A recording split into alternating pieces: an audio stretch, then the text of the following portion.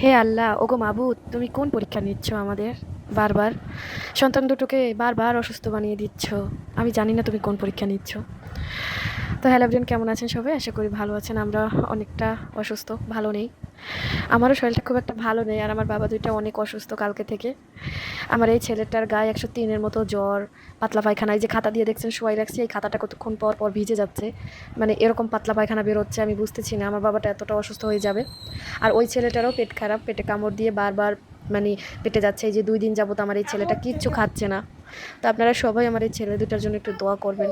আসলে মনটা এতটাই খারাপ লাগে, বাচ্চা দুটো যখন অসুস্থ হয়ে যায় আমার মনে হয় যে দুনিয়াটাই অন্ধকার হয়ে যায়।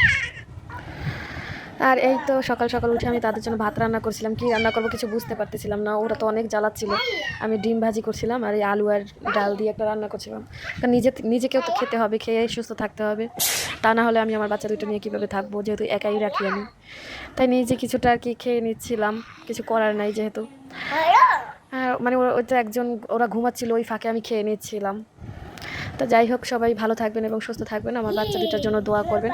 আমার মনে হচ্ছে এখন ওয়েদারটাই এরকম, সব জায়গায় অসুখ। তো সবাই ভালো থাকবেন এবং সবার বাচ্চাদের জন্য আমি দোয়া করি যেন আল্লাহ তাদের সবার বাচ্চাদের সুস্থ করে দেয় এবং আমার বাচ্চাদের দুইটোকেও কেন যেন সুস্থ করে দেয়। আসলে এতটা খারাপ লাগবে এটা আমি কখনো বুঝতে পারিনি। আমার সন্তান দুটোর জন্য সবাই দোয়া